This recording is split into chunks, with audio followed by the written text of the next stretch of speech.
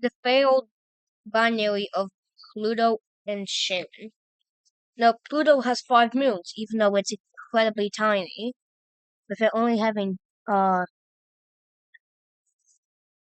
500 for the mass of Earth. It has a moon, well, technically 5 moons. They each have their own special name. However, the one that Pluto is kind of binary with, if I can find it, we're gonna search it up. It's Charon. Now I'll go into everything. This is how large Charon is compared to Pluto. And yes, Charon orbits Pluto. However, they are kind of binary. So that's kind of interesting. I'm gonna figure out how long its orbit is, though. So I don't know it, so I'm gonna search it up. Alright, so 2 things. One, it takes 6.3 days. And two, it's not called Charon. Or you can call it Charon.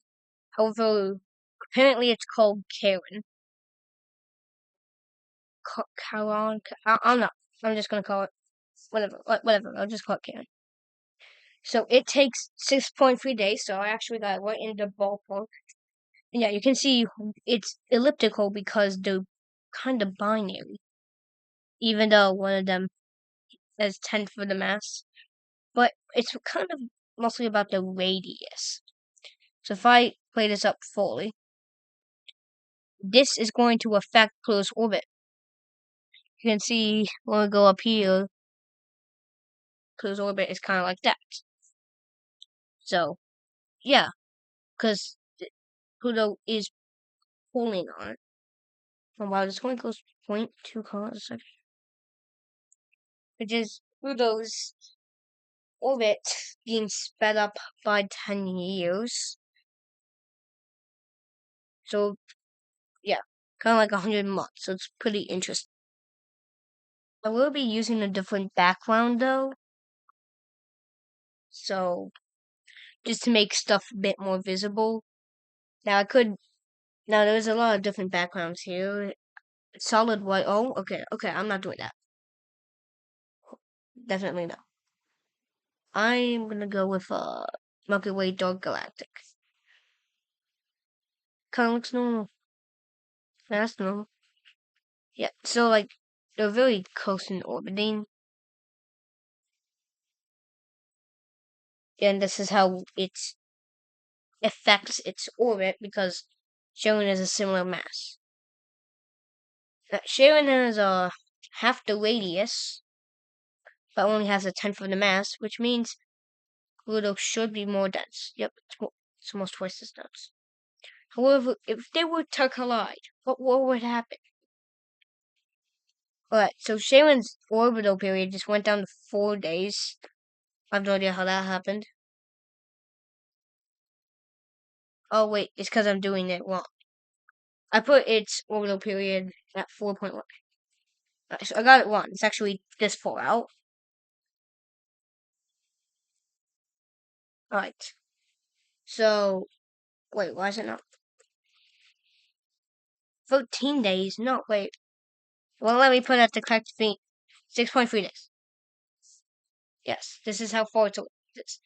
I have no idea why it's this binary, why it has that elliptical of an orbit. Its orbit isn't really meant to be that elliptical. I have to set up at the correct stand. Right there.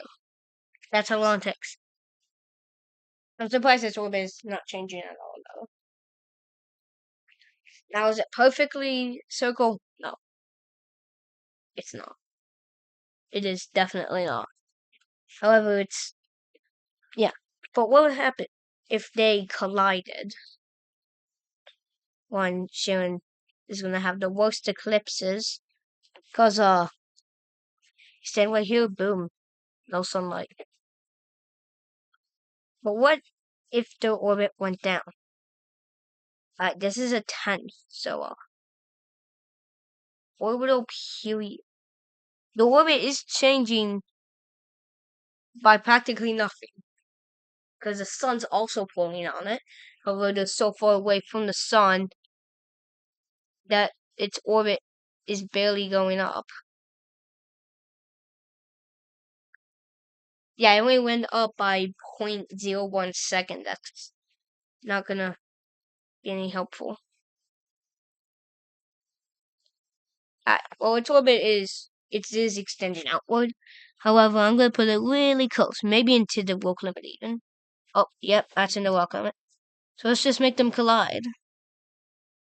So, of course, Pluto was gonna win this. Okay, and the reason why Pluto is turning cyan, no, it does not have an atmosphere. Now I don't think it's the water. Yeah, it's not the water. It's it's the nitrogen and the methane. Methane is also why the seventh planet, Uranus, smells so weird. At least according to data. I don't know. So that's why Pluto ends up like that. And if we fast forward years and years and years and years and years and years, it only lets me go 50 years at the maximum. Happens not much. So yeah, that's kind of the bad binary system. Anyways, thanks for watching, and bye.